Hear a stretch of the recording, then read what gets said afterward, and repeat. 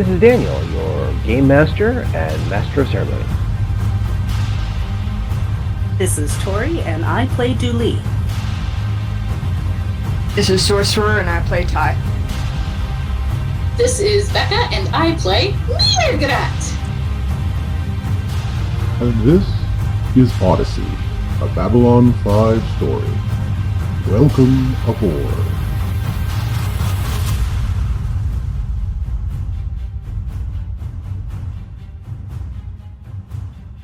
See this? This is good, good. See, we've been open for what? Wait, could this possibly be? Oh, I can't believe it. We finally found a modicum of... What is that word? Success? Sort of, but not really. Come, you've called us on a very auspicious day. Very auspicious day. Today is a day that we have an anniversary, yes? Well, not an official anniversary, though I believe we're very close. Today is a very special situation. Today is episode 50. We have made it 50 episodes, and you've been sitting here the whole time. Aren't you lucky? So good to hear. So good to hear we've made it this far. And for that, allow me to say, for you who sit there and listen to us, and maybe have a good drink, maybe have a nice brevari, maybe you're wearing something very interesting. I don't know. I can't see you. But I want to say thank you for being with us on this journey. Yes, good. We could not have done it without you. We think. Could we? Ariadne, can we do that without them? No, they have to. Okay. It seems you have to pay for this sort of thing, and if you don't pay, then we don't get paid. So this works for us. Good. Now, while my voice is not going to be the best, and the recording equipment is having the problems, things are improving. But you don't want to hear about all the back rooms and strange goings on and behind the scenes. No, you want to know about the Tabletop Celestia and our intrepid adventurers over for the Odyssey. Yes? Good. And for that, we thank you. We could not have made it this far without you. But we left at a very interesting time last time. I won't go into too much details, as it was our intrepid adventurers trying to figure out what was going on with Ty's alter identity, trying to figure out how things were situated with our vessel, with all these new eruptions of problems coming through. But what really kept people going, what really caused some fear, was hearing that Captain Steranko, the actual captain of the Tabletop Celestia, had escaped. This, of course, after she was fed a chemical which drove her completely insane, and was also quite possibly a super soldier serum. Things will not go well at all. So, anyway, I was talking about Dooley, yes? Right now, Dooley is considered to be the ambassador, highest-ranking pak'ma'ra on the ship. By Dooley, you mean Mirgrat? Mirgrat. Sorry, Mirgrat. Yeah. Sorry. Because, if Dooley is the highest-ranking pak'ma'ra, things have gone terribly wrong. I had this image of Dooley being body shifted into a pak'ma'ra going, oh God, what am I eating? What am I eating? Oh, I was just assuming that, because she was made an honorary pak'ma'ra, something terrible happened to every other pak'ma'ra on the ship. Yeah, now she's technically the closest they've got. Becoming a human is one of the least bad things that could have happened there. Yeah. My first thought was, okay, I'm going to correct that in my brain, and I'm associated with the highest ranking pak'ma'ra ambassador on the ship, which means I finally get to name drop. Wait, it's a pak'ma'ra. It'll still work. I'll make it work. I assume that most people on the ship at this point are at least aware of Mirgrat. Oh yeah, definitely. They can't help but be aware of Mirgrat 3 or 4 rooms away, so... A, stick burn. B, accurate. That's okay. There was a part of me going, hey, are you talking about the voice or the smell? Because either way. So, yeah, so that happened. We also had... Oh, that's right! I had the great thing that happened to me as a game master happened last week. Oh, the gasp. The gasp! I was so happy about that! I told everybody! Where Ty, after finally getting an opening to look into the chapel and the area of light, went in, found that her old body is now covered in luminescent text of a strange language that everyone refers to as the Great Book. And they are praying to it as it hovers over an altar place. There was Alan Gibbons, you know, as you've all met before. By the way, I just got to the episode where I introduced him as a full-fledged character. I'm happy about that, too, for the editing. You, after seeing all this, you were like going, okay, this is weird, I want out. And Gibbons said, well, you can come and stay all the time. We know exactly who you are. And maybe you should talk to the Oracle, the great leader of our faith. And you're like, nope, done, I'm out of here. Or if you're a big person in South Park, oh God, don't care.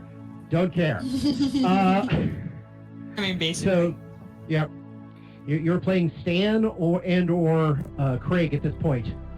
I don't know what's going on. I choose to ignore it. This is me, not engaging and walking away. But the Great Oracle turned out to be someone who had body swapped into a Bikiri body, and the Bikiri body chosen was, in fact, Tuvos. And that was the gasp. Oh, it was so lovely. Oh yeah, the part where I forgot that Tuvo had been body swapped, and so I thought it was actually Tuvo for a second. Yes. But either way, it was just the, oh my God, you did what? Let me bask in that glow for a moment. Okay, good. So, yes, at that point, which they said, look, we know exactly who you are. We know exactly what body you switched to. We know that you are, in fact, Ty, not this Dr. Noreen Spears that everyone thinks you are. So come back anytime. We always have room for you. And you're like, I'm out of here. Let me the hell out. You're free to leave. And you're free to return.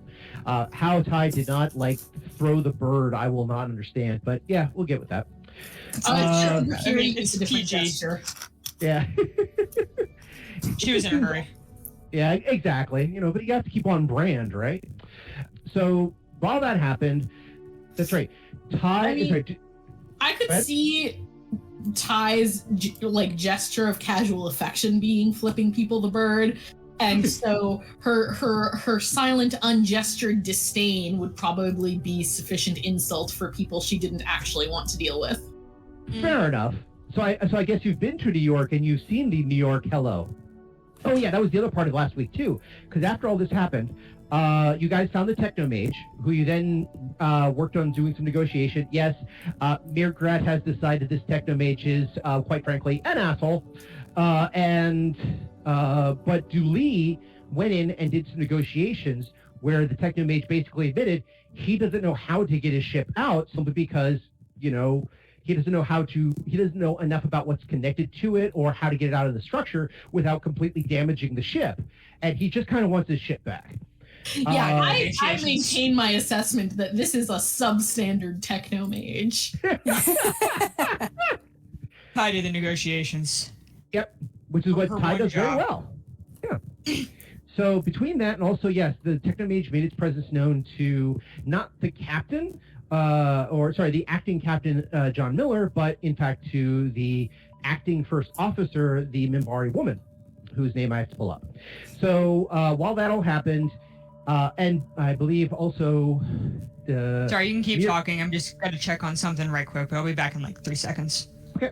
So, and Mirgrat also wanted to make contact with the Drazi Luchador, the Mountain in White, because now that you guys don't have Connor as much anymore, you're like, ooh, we have a backup. And A, we need muscle, and B, over the table, Becca is completely taken with the idea of the Drazi Luchador and would like to have him in the game more. Fair enough. I have to get to double check some stats on that, but yes, that's let's just say it's viable, and I suspect it's going to come up sometime relatively soon. Yes. Yes. So the other thing was is that you guys you did talk to the mimbari, Milgram, who was the one who was carrying the Vorlon piece and got everybody into this situation. Oh, he's such a fucking pain in the ass, like all the time, even without the Vorlon.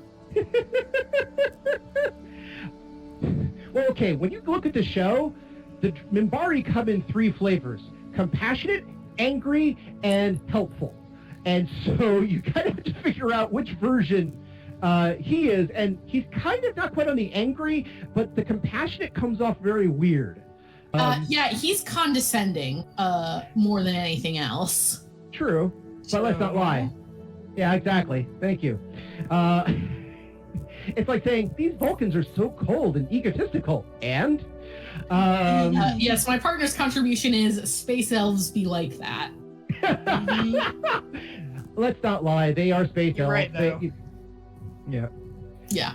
Yeah, so you brought him back to be the caretaker of the brains, while he and Tuvo were still your apprentices. He does kind of take authority every now and then, mostly because of age and a bunch of other stuff, but he's learning from Tuvo right now about economic theory, and there was some other training that you wanted him to do.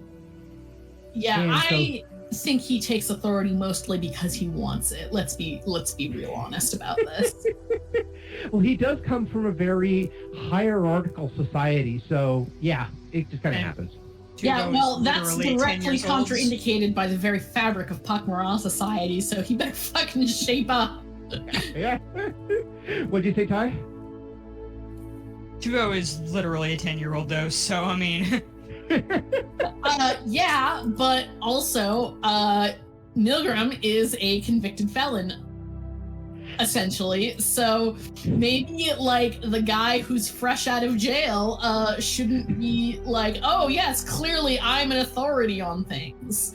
Like, dude, we literally broke you out of the clink so you could babysit our disembodied brains in jars. Let's not, like, assume a level of authority that, frankly, you do not have.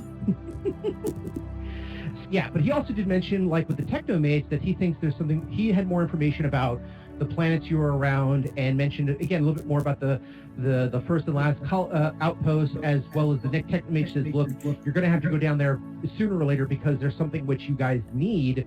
He doesn't know what it is. He can't tell you what it is because he just doesn't know, but everything that he is indicating, there's something down there that is part of this. And so that's all that happened last week. And then we ended with, I believe it was, I'm not sure if Aparo was there. I think Aparo was sent out on a mission, who had, you guys had gathered together in Mirgrat's quarters after all this, after the negotiation with the Technomage, and basically an alarm bell went off and a security bell went off, which Dooley, being not head of security, but amongst the security detail and Secret Service, was alerted to. And that was the fact that Captain Steranko had gotten that's loose. right. That's right. Whoops. I made a note. Where are my notes? Forgot about that. I knew something had happened, and I just could not remember what it was.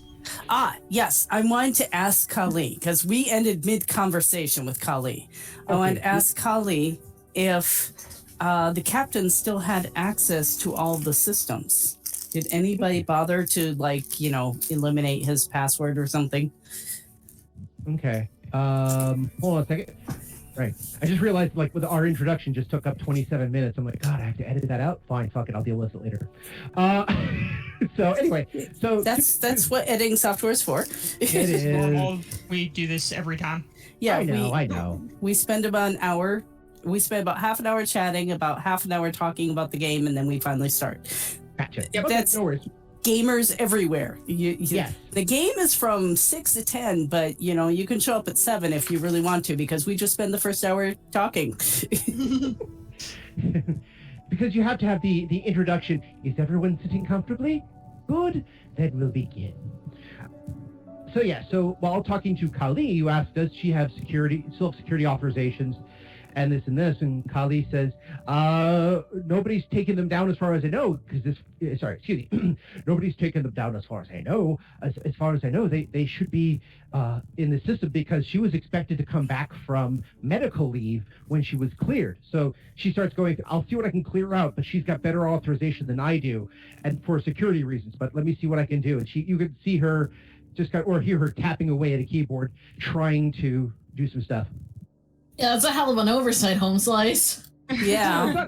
It's not an oversight in this case, because again, she was incapacitated in this outward situation. They didn't think that she might start going on, have to escape Medbay and, go on a rampage or whatever. They were expecting her to get better and go back to work, or not get better and then not stop nobody's problem, because she would just either fall over and die or just sit and be locked in her quarters the rest of the time, or Medbay. I'm just saying, it would be a reasonable system redundancy, or whatever they're called, for crew members who are incapacitated for extended periods to have their authorizations temporarily suspended, so that no hijinks can happen while they're in Medbay. So, but again, in this I case, think we should just arrest her. Why don't we just arrest her? Don't you just send the cops to arrest her, since you are in charge of the cops? Well, I'm guessing you passed that message along to Kali, since all of you are in the same room? Yes. Yeah. Except say it out loud. Well, yeah, go with to her. And Kali says, what do you think we're doing? As far as we can tell, the captain got loose and we don't know where she ended up. The captain, again, knows the ship like the back of her hand, so we're doing a sweep-by-sweep search, looking for where she might have gone to. Again, we are professionals. We're limited. We're stretched thin. We've had a number of people who called in either sick or dead, or otherwise converted into flesh thing, or biomass, whatever you like to call it. And so we're kind of on a stretched bit, so that's why I'm also alerting, say, the Secret Service person who also has experience in these matters. I look not very convinced by this rant. So basically what she said was, when Ty asked, why aren't you sending your details out to go find her, Kali's response is, what do you think we're doing? Nothing since we're very competent, like a rant about how competent you are. Yeah. Hey, where was she last seen? Well, she was seen in Medbay when she conked out a couple of the nurses and ran not only through the halls, but managed to disappear into an engineering duct. We got sensors where we're doing as best we can. She's taken off her link, which, this being retro future, is how you track somebody. Not through bio signs or anything else like that. Curious to see how that will change in the new one. Oh, don't get me started. JMS has already put out a friendly and nice tweet saying, please don't tell me any ideas or castings. I'm busy enough as it is, and I don't want the legal troubles of something I do was based on a recommendation, so please shut the hell up. Yeah. I mean, fair. He's smart enough and creative enough, he can figure it out, people. Exactly. I mean, also, my friends, this is what fan fiction is for. Yeah. Yeah. Mm-hmm. Basically, yes, you were informed that the captain had broken loose, had disappeared through an engineering duct, because apparently the captain, of course, knows the ship like the back of their hand. And there is one other thing Kali did mention, which isn't necessarily public knowledge. And here we go. Captain Steranko has been an officer for a number of years, up to 20 years. Captain Steranko is also a critical shot when it comes to pistols. Apparently, it's a hobby of hers. No, this is bad news. This is indeed bad news. She also started off as a gunner, so she just said, look, just be warned, if you see a PPG in her hand or a slug thrower, dive for cover. We do not want to see her hand where her hip be at. Yeah. Okay. I am gonna step out and call a Paro. Okay, fair enough. So, I don't want to be part of the getting shot crew. Let me call. That's more his thing. Quick, quick, let me call a red shirt. I mean, if we're putting together a getting shot crew, I have an intern that would be told to do so. I'm guessing you're not talking about Tubo in that. No, Tubo's like my number one intern. I like Tubo. I have kept him alive for so damn long.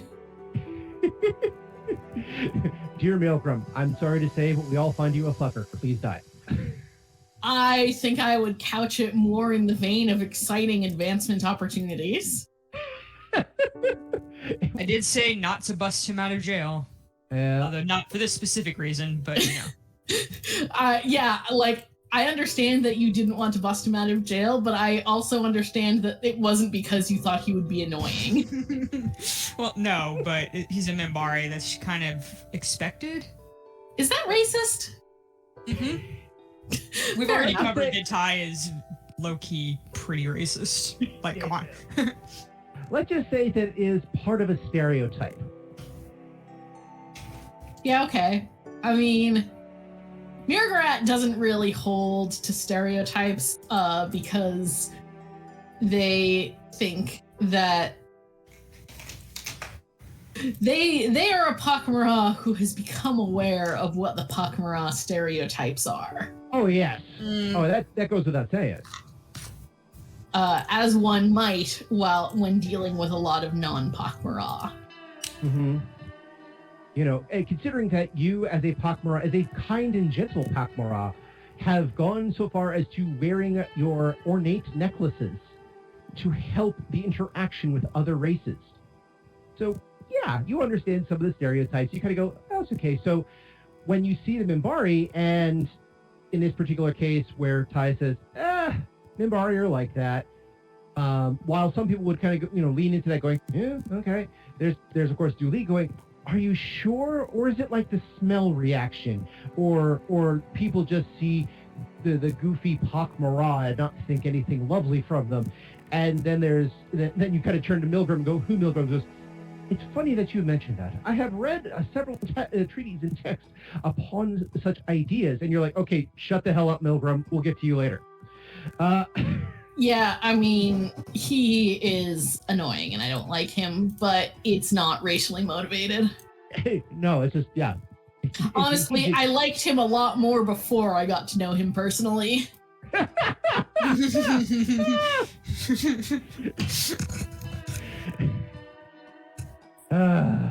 So yeah, anyway, so while Toria stepped out, so Ty, you step out of the room, you call Aparo, and Aparo, I don't think Aparo was with you at the time, but he responds, yes, this is Ty, how can I help you? He doesn't know that I'm Ty. Yeah, he doesn't know that he's... That's right, my bad. Still thinks I'm a doctor. Yep. As the director comes out, no, remember, we did the casting before. You don't know who this is, so that we don't get involved with the act. Yeah, okay, great. Okay, we got another take? Okay. All right, good. All right, and take two. Dr. Spears, this seems to be an unusual time. What can I help you with? Is there something at your clinic that you require? Not exactly. There is the captain, who you may or may not know has had some medical issues lately, is going on a crazy rampage looking for mimbari. And I just thought you might like to know that. I just thought it might be important to you personally and professionally. Well, considering that so Aparo says, well, considering that she did get on the PA system and gutturally shouted the words, damn mimbari, I believe we're all aware of this situation. Yeah, I just thought you should know that also the cops don't know where she is, and apparently have no way of tracking her, despite, they say, being very competent. So you might like to get involved in that or something. I do. You can kind of, actually give me a sense motive check on this one. I think this is kind of fun to throw in. Okay. Hang on. Let's see. That's okay. 21. 21. Okay. You get this sense from him that what you're acknowledging when you say, okay, I think it's something we'll look into, and his little sigh beforehand, it kind of translates as, I see. Good. Let me look into this. He's definitely curious of what's going on, but he's also, what's the word I'm looking for? He's acknowledging that, okay, yes, thank you. This gives him a chance to kind of redeem himself because you guys know the truth about him. That yeah. He's not a ranger, he's pretending to be, but now that that's out, he can now say, oh, here's a way to prove myself in the eyes of everybody else that I can be the quote-unquote sheriff of wherever we're going. And so he says, yes, I see. Very good. I will start looking for her. Where was she last seen? You kind of mentioned, oh yeah, by Medbay. It's like, all right, into an engineering duct? Very good. I'll take a look. And he just they think she might also have a gun, so good luck with that. Hope you don't die, although I'm not that attached to you personally. Good luck. Don't die. Not that I really care, even though I called you and asked for your help. You know what? Just don't die. You're fine. So yeah, you kind of, he says, I will keep it in mind. Thank you for alerting me. I must go. And you can actually hear very faintly a sound of a PPG charging up, and then the call goes click. Well, that doesn't sound ideal, but I'm sure he'll manage to not shoot himself in the foot. I go back to the conference with Dooley and Kali and other people. Okay. Dooley, are you back? Nope, not yet. Okay. So Mirgadat, while Dooley is looking in on things and trying to get information from Kali as well as the rest of security to try to figure out what's going on with this, what are you up to when Ty steps out to make the call? Where are we? Mirgrat's old quarters, basically your bat cave where you had the labs and where you had the brains installed. Okay, so we're in a room with Tuvo and Milgram and the brains. Also with Dooley, but Dooley is essentially on a call. All right. I am going to ask Milgram and the brains if they have any knowledge that might be helpful in locating the captain. Okay. 1 second. Let's see. Ooh. Don't like the sound of that. Okay, the ooh with the fact the first card was something lost. That's apropos. Yep. True. The next one is pride, also kind of apropos. The last one, not so apropos. Lust. So I'm gonna re-roll that one. So, all right. I mean, if it's bloodlust, I could see it. Otherwise, there are kids present. Exactly. And while we do curse like a son of a bitch around here, still have said that this is plus or minus a PG-13 rated podcast, all things considered. It's nice that you say we, Dan, like it's not mostly me. Well, fuck that. So we all have our times. So anyway, in this particular case, he says, I might. We have, I'm told, somewhere along the way after listening in, that the captain was given medicine that then went mad? Yes! It was foaming at the mouth! Do you have any information about the medicine that she received? Not at the moment. We shall have to ask Ty when she returns to the room. True, but also remember... I did give Mirgarat some of those pills to test that she... I had fully 100% forgotten. It's alright, I'd forgotten too that I even had she even had them until I was like looking at my inventory list and I was like, oh yeah. Yeah, so I'm going to... Oh my god, excuse me, I'm so sorry. Alright. I'm going to give Milgram the full lab report on whatever it is that was given to the captain. The weird chemical concoction that is 1 part anti-aging immortality serum. It is a booster for certain parts of the brain which help with telepathy, but as your calculations have addressed, a significant portion of that brain chemistry changing also causes problems. And so, but it's also a relaxant. It actually is a de-stressing relaxant. It essentially activates a part of the brain which is allows for stoicism, allows for a little bit of detachment, but also reroutes that neural energy towards things that would allow for better regeneration, better endurance, as well as anti-aging process. See, you're saying a lot of stuff, but to me it just sounds like the captain was given a cocktail of Adderall and ketamine. Adderall, ketamine, and super soldier formula. Moving on. Probably why she went crazy. Yeah, I mean, those don't sound like good drugs to mix. It's a murderous rampage serum. I believe they call it bath salts around here. Yeah, let's just say that it's kind of like that, I guess. But yeah, basically the problem is that besides the fact that it's trying to reverse the aging process by using neural connectivity to stimulate the growth of certain cells, which again, add to a little bit of a regeneration. Given enough of this, a person could actually regenerate a hand or an arm. I won't say quickly, and I'm definitely not going to say painlessly, but they could do it, over the course of a month or two. That sounds terrible. Particularly because we do live in the Babylon 5 does have things like cybernetics, so why go for the bio growth when you could just slap a replacement on?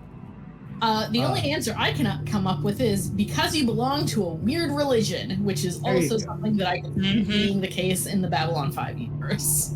Yeah. So he looks at some of this and he actually says, may I meditate upon this for a few minutes? Please, take all the time you need.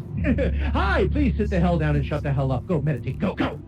But yeah, he bows, he says thank you. He takes the information in hand, literally just holds it in his hand, gets on one of the local small chairs out there, curls his legs underneath him, holds it, the pad, while doing the traditional Mimbari greeting of the triangle, and straightens his back, closes his eyes, and quietly meditates. Doesn't do hum or anything else like that. Just is very, very still for a moment. Yeah, thank God. Give me a notice check. This is specifically for Mirgrat. This isn't gonna go well. Give me a sec. Is my notice still terrible? Yep.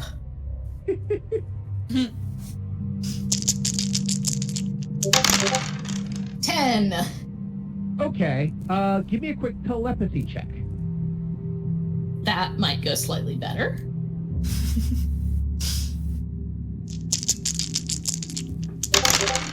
$26, baby.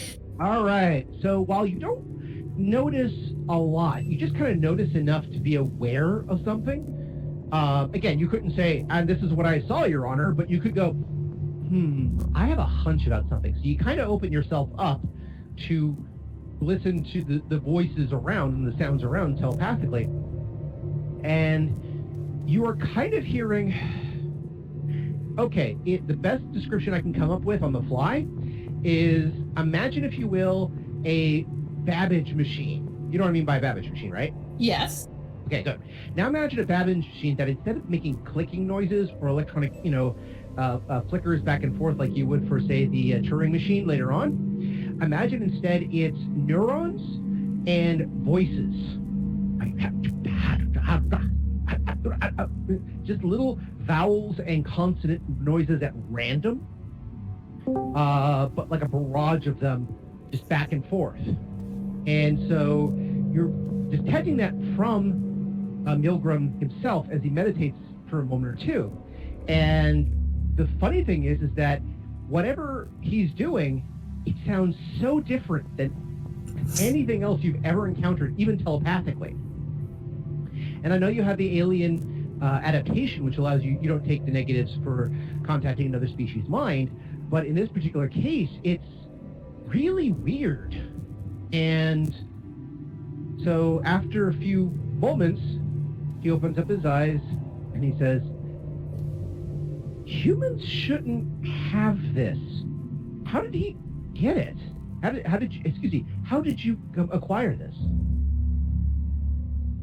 I believe via a war criminal. That is indeed intriguing. I wonder how he got it. This is... My guess would be crime. Well, as you say, he is a war criminal. But still, this is something that is a failed experiment. The success rate for this, for even giving this to a person, is 10%? 20, maybe? Particularly for modern biology. But this was adapted for an entirely different species that has been dead for 2,000 years. That sounds unlikely. Probably is. My guess is that he didn't develop it himself. He got information and tried to recreate it. But as for this, it's an adaptogen. All it's supposed to do is, again, I see by your records, anti-aging, yes, but it also, to use a term which I do not like, but it is the only human term I can come up with, accelerates evolution, adapting to the environment. I also do not like that term. If you were to give this to, say, a human who did not die or go crazy after taking this medication and drop them on, say, Io, or a gas giant, or a nitrogen-rich atmosphere with no oxygen, given a few months to adapt, if they survive that long, they would be not only adapt to that situation, be able to breed true that adaptation and create an entirely new species. That sounds highly unlikely. A human dropped on a gas giant would probably be crushed gravitationally before having the chance to adapt. Exactly, but it was just an example. But again, something which was rarely to adapt. A 2% oxygen environment, a heavy methane environment. If they managed to survive for a period of time, I would say, anywhere between a couple of weeks to a month, then they would be fully adapted to that environment and could colonize it. Again, surviving in an environment where you are unable to breathe for more than a few seconds at a time seems extremely unlikely. Indeed. I'm not saying this is completely viable or something that should be manufactured on a extensive basis, but it's also a failed experiment. This isn't correct. It's as if he has 40% of the necessary computations, calculations, and chemicals. Formulas aren't correct. He's learning. And he's given this to the captain to adapt to this environment. The environment that she was already living and surviving successfully in. Under stress, however. How did she deal with the stress? That is unclear at this time. However, I believe the captain's quarters do include a jacuzzi. I apologize, Dan. That is canon now. It is? I don't know. Okay. Hi, Di. Hi, Julie. Welcome back. Listen, I am just setting us up for the inevitable beach episode substitute where the gang infiltrates the captain's quarters to make use of her jacuzzi. Yeah, as long as we don't do a musical, we're good. Thus brings you the question: would Mirgrat wear a one-piece or a two-piece? I don't know how that works for pak'ma'ra. Who says Mirgat would wear anything? Yeah, I mean, well, Mirgrat would. The pak'ma'ra are by nature semi-amphibious, so I have to assume that the librarian's robes would be like waterproof or resistant to some extent. Fair enough. I would not be shocked if librarian robes are actually just secretly made of neoprene. Well, okay. All I have to say is for those robes, though, wash them before going into the jacuzzi, or you're the only person going into that jacuzzi. I mean, there are benefits to being the only person going into that. Like, who says Murgarat's not doing that on purpose? Fair enough. Anyway, but again, Murgarat has their own jacuzzi now. I don't see what the problem is. ladies and gentlemen, capitalism at its finest. Anyway, Excuse me, pak'ma'ra are collected. fair enough. But in this particular case, again, you don't know what the captain has. It might have a jacuzzi, it might not. All I can think of is a zero-G jacuzzi, but then again, this is a luxury vessel, so I won't say that's not impossible. I mean, it's not zero, like, we have artificial gravity. That's true, But, again, water is anyway, so, but yeah, but the captain was under a lot of stress. The stress was heightened by the fact that she was in a strange place. This is an area of space nobody has ever gone to. No human has gone to it for... Gee, I wonder whose fault that is, Milgram. He bowed. I understand. No, I said that in the Becca voice, not the Murgarat voice. Okay, yeah, fair enough, yes. But due to that stress, as well as the stress of the environment and everything else, the fact that she's saying, damn mimbari, I'm assuming she has either something against me or something against mimbari in general. And I believe she has something against you, being as you are the one who caused us to go off course in the first place. One might even say that the captain's additional stress is your fault. Harsh. Sorry, like a little harsh when pak'ma'ra have had it with your shit.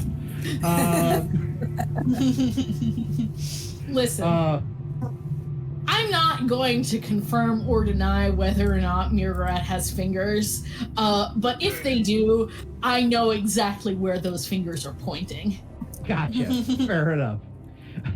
I thought you were about to say you know exactly which one of them are raised. I mean, yes, also, I think, I have at least 6 ranks in knowledge culture humans. I think Murgarat is familiar with that gesture. Hey, if you had 10 ranks of humans, then you could do the other gestures that are known from other parts of society that are just as intriguing. I'm going to say we can table the discussion for the cultural agglomeration of single of planetary cultures for another day, because that's going to be a long one. Fair enough. I'm sorry, now I'm getting just in my head the Treatise of Insulting Gestures by Species by Murgarat. Please enter into library. That seems extremely likely. So basically, so what you were, again, after talking to Miller, he says, yes, but I understand, and I take that responsibility, which is what I'm here trying to do. But at the same time, I think that if she hasn't gone insane by the chemical, she has adapted to the environment. He tries to, process the right word, for lack of a better term, Vorlon radiation.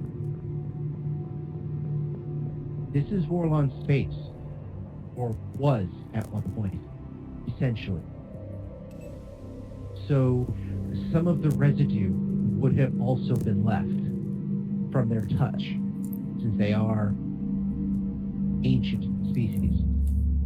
In that case, I think what you're going to encounter is her adapting to that, as well as receiving the other problems with this medication. I don't think the aging is going to be coming up as a problem immediately, but the regeneration might. And now she's in the air ducts, so we basically have an immortal feral raccoon. Great. Oh, God. I believe that would be an immortal feral raccoon on a rampage. That was in the Becca voice. Okay. I'm sorry. I'm getting used to that again. Like I said, I'm sorry. I'm a little tired. Julie, I missed a lot of this conversation because I came back, my computer wanted to be restarted. But Julie says, is there some reason why we can't just gas her? He says... You might also gas a Paro by accident, just so you know. Well, we'd have to find them first, then throw in morph gas, I would assume. And she might succumb to the morph gas, or she might adapt to the morph gas.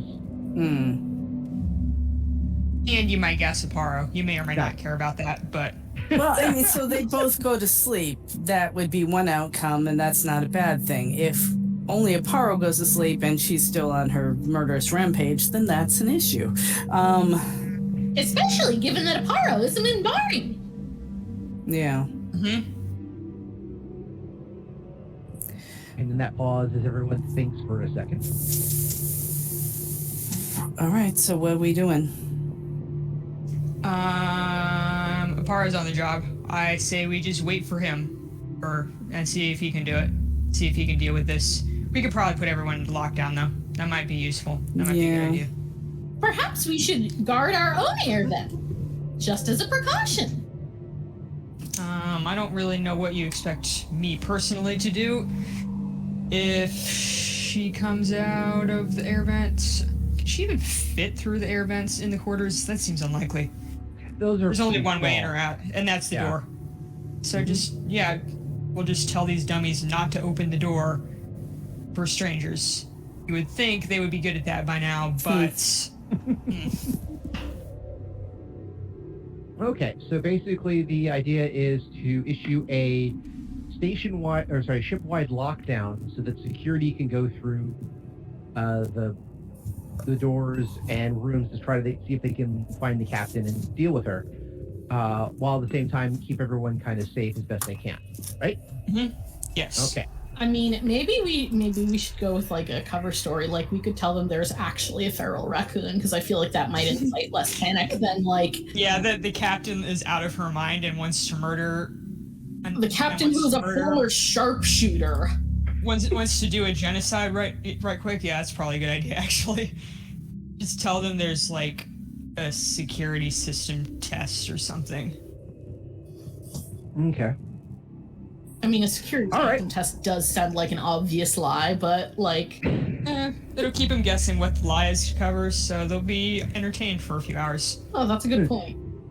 Nothing like a fire drill to keep everyone on their toes. Okay, but you pass that information along to Dooley. Dooley's the one who can actually make the call on this one, simply because she has the connection to security, who are the ones who could actually issue this. Okay. So we'll, I guess, do the what is it called? General quarters? A call for general quarters. You can pass on. Yeah. And so when you contact Kali, she's like, all right, very well. General quarters it is, and we'll do a room-by-room sweep. But while I have you on the communications device, whatever it's called, comlink, the comlink. The comlink. While I be on the link, how goes the captain's account? We have it locked down. She shouldn't have any available access to anything. We've voided her passwords and otherwise locked it down. We've just disabled the account. Okay. So, in theory, she shouldn't have any access to anything. I don't like the modifier she had to put in front of that sentence, but okay. I mean, it's really hard to hack into a fairly sophisticated security system and also do a genocide at the same time, so I wouldn't worry too much about it. Mm-hmm. Well, one would hope, anyway. You would think. Mm-hmm. I would have trouble with that, just personally. Not that I would ever try to do either of those things. All right, just to summarize what I missed, you put Apollo on the job of finding the captain. We've got everybody in general quarters so nobody gets hurt, and also with general quarters we can start searching. Yes. Okay. Man, we sound kind of competent. I know, right? This is new for us. All right, so we need to coordinate with Kali, though, because I imagine she also has people searching, so pick a spot where no one's searching. Well, are you going to search, or I thought the general idea was lock it down and let the quote-unquote professionals deal with it. Oh, that would be better. Yeah, Again, I'm personally okay with don't either way, want to but be yeah. involved in this murderous rampage thing. Okay. Yeah, as Ty goes, I'm not Mimbari. I am not the target of this rampage. I'll be fine. I don't really want to put myself out there, just in case. You just never know. So, okay. All So right. what we gotta do while we wait? Has anyone played Parcheesi? So yeah. Go ahead. Well, I am going to contact the engineers that didn't we talk to the engineers about removing that ship, or at least coming up with a plan to remove the ship? Well, I would have if this thing hadn't happened first, but I suppose we could just call them up since we're not doing anything and they're in lockdown. I feel like this is a better face-to-face thing. Okay, we'll walk through the murderous rampage infested ship to go talk to the engineers face to face when we could just call them. Fine, we will call them. There we go. You have such a way of painting a picture.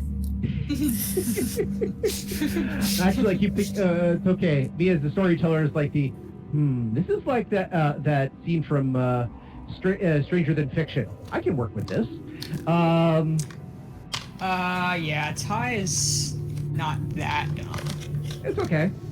I also bring in the idea of what Alfred Hitchcock once said. He said, how should people survive their movies? By his movies. He says, well, when you see a killer, you should call the police. But where's the drama in that? Yeah. All right, so we'll call up the engineers. Let's see now. So you call up the engineers to try to figure out what's going on, and you have a little discussion about where it's possible that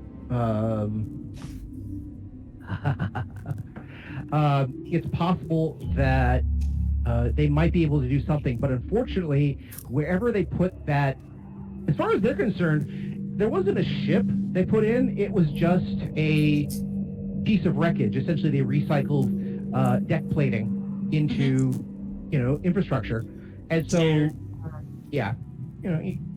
why remelt and recut something when you could just, pop it into place?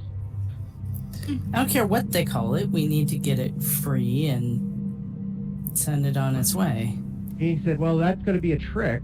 The basic engineer, judging from a few things, he said, we could look into this, but as far as we can tell, that's part of a main infrastructure placement. In other words, that's part of the, to use architectural terms, it's a load-bearing wall.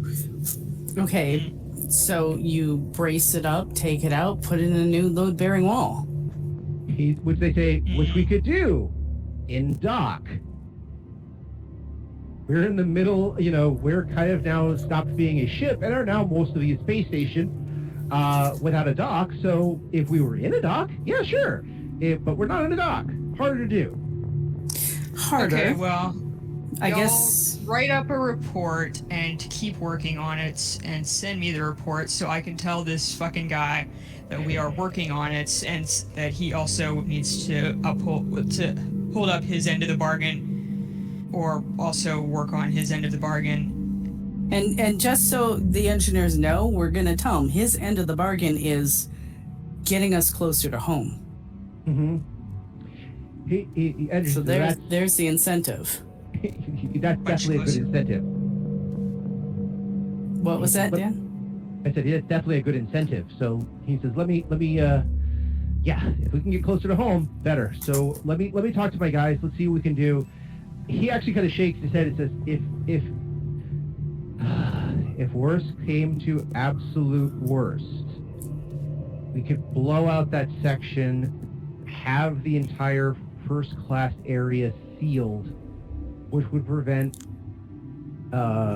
oxygen and other things from escaping, but we could get rid of that section pretty, I would say easily, but we would just kind of have a hole in the ship.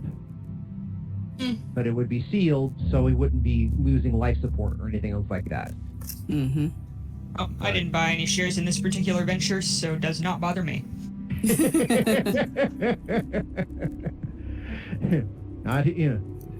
I have no dealing with this. I'm good with that, and moving on. Okay. So while you're talking to the engineer, flip.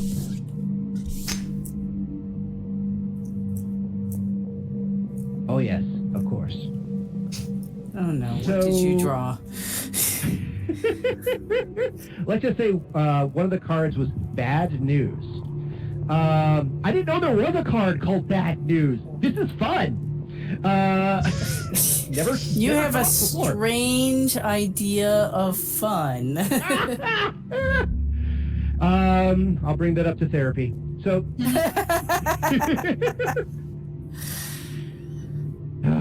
not like I don't have a ton to talk about this week already. But anyway, moving on. Basically, while you're listening to the engineer, says, "Yeah, all right, let me see what we got. It's going to take a lot of my men and a lot of my workers to try to get this going. We might be able to get some help from some of the other passengers who have some engineering experience and spacewalk experience to try to get the cutout from the other side. We'll definitely have to move almost everybody from first class," which he kind of goes, "Yeah, that also involves your pak'ma'ra quarters, so we'll see how that goes. But let me see what I can do." And then you hear, "Sir, what is it? I think we have somebody here, sir. What is going on?" And then is when you start hearing the gunfire. Oh, good. You, of course, hear the damn mimbari, pam, pam, pam, pam, damn mimbari, pam, pam, pam, pam, pam, pam, pam, pam. And you hear people running and screaming and, get out, everyone out. People just getting massacred left, right, and center. And it's, again, if you were to look up the people in engineering, there are a number of mimbari who were part of the engineering crew because part of the technology is mimbari based. So, yes, she is shooting up a whole bunch of people, and you guys can hear it over the comm link. And there is actually you actually do hear a little bit of, you stop!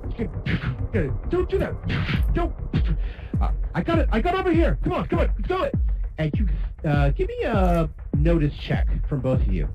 I'd say Mirgret too, but I think she's doing something at the moment. No, I have returned triumphant. I will notice check. I'm not going to ask what you were triumphant at, but I'm just going to say we'll go ahead and make the dice roll. 14. 14, all right.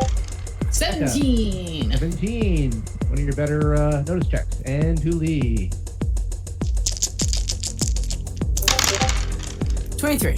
23. Okay. Wait a second. You all three rolled 11. Nice. Oh dear. Dice maiden. That's a statistical anomaly. Unlikely, but not super impossible. That's like again an anomaly, but exactly. It's not improbable. Sorry, not impossible, but not probable. But there it is. Okay. Yeah. But yeah, I just think that was funny. So, Thule is the one who notices the sound of a paro in the background, who is also sounds like he's returning fire, and he's trying to get people at least out of the section as fast as possible, while telling those who are getting past to go get security, alert them to what's going on. But you actually start hearing him fight back, and again, the captain is furious. And you can almost hear the frothing at the mouth as she's screaming, damn mimbari, and shooting up. And again, this is as close to a radio drama as you guys have heard in a long time, simply because this is very much like you're on a phone call listening to something horrible happening on the other side. And as far as you can tell, well, Dooley is the one who actually hear this better. Aparo's putting up a good fight, but, she just keeps screaming, keeps firing, and you can hear him getting hit multiple times. But he just does returns fire. You can hear the rustling of movement. and he just keeps getting hit over and over and over again. Here's a question. Yeah. How far are they from where we are? Well, you're in second class. To get to engineering is all the way in the back. If you had to trace this, if you were to, let's just say, run, and let's just say we're running at the speed of plot, because everything runs at the speed of plot. Actually, when you guys, how far can we get there?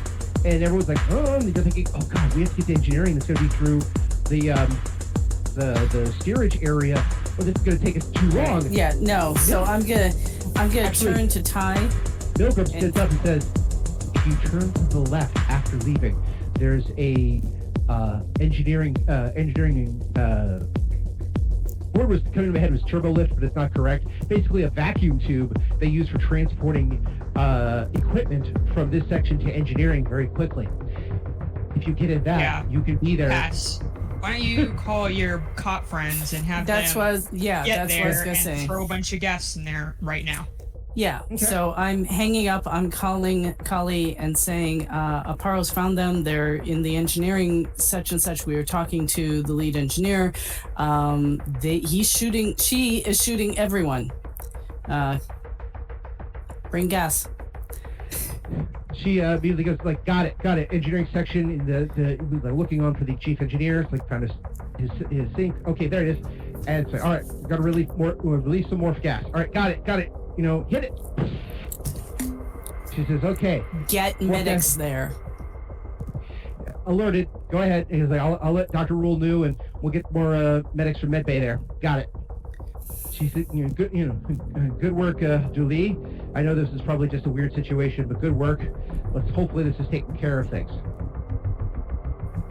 I sure didn't do anything. Thanks anyway. What? Yeah, no. Well, I mean, notice the only one she thanked was Dooley, so... Yeah. Who's the one who called in the information? So... Yeah, no, I'm just saying, like, the thanks went to the correct and also competent place.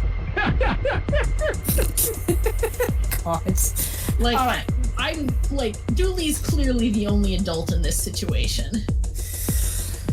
Julie was about to go vacuum tube herself right into the massacre, so... No, I had turned to you and said Ty, and I was going to say call the captain, but you came out with the idea first, so... But regardless, yes, thank you. We're... Okay. Since Ty, you're kind of directing this thing, what do you... Should we head there? I mean, if Aparo's down and the captain's still up... Then the captain will shoot us. No, we would just be in the way. I think we should wait here until they're done with I think this, that's a one way or sensible another. reaction. Okay. I'm not interested in getting shot. Me neither.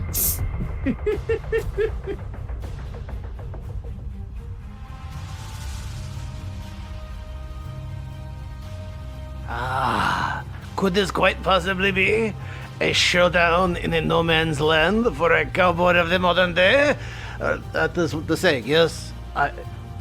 Don't correct me. You can instead come back and join us for another tale of Odyssey, a Babylon 5 story. And yes, please come back and enjoy us, or I have to tell this tale again and again and again to these people. What do you want from me? I can only reboot so many times! And that's where we're in for this week. I want to thank everyone for joining us and hope that you continue to join us every 2 weeks for another episode of Odyssey. If you have any questions, comments, constructive criticisms, or just want to say hi, then you can find us at temporalplaygrounds.com/Odyssey, or email us at temporalplaygrounds@gmail.com, or find us on Facebook, Odyssey, a Babylon 5 RPG podcast, or Reddit, r/OdysseyB5. Babylon 5 was created by J. Michael Straczynski and is owned by Warner Brothers Domestic Media. The Babylon 5 role-playing game was produced by Mongoose Publishing utilizing the OGL gaming license for D20. Our audio engineer is Gabriel Belden. Our theme music, Titan Striker, was composed by Evan King. Incidental music provided by Tabletop Audio at tabletopaudio.com. All other music provided by Creative Commons license and is available of information on our website. Once again, I am Daniel. and I thank you for joining us on this grand adventure. Good night, and keep dreaming.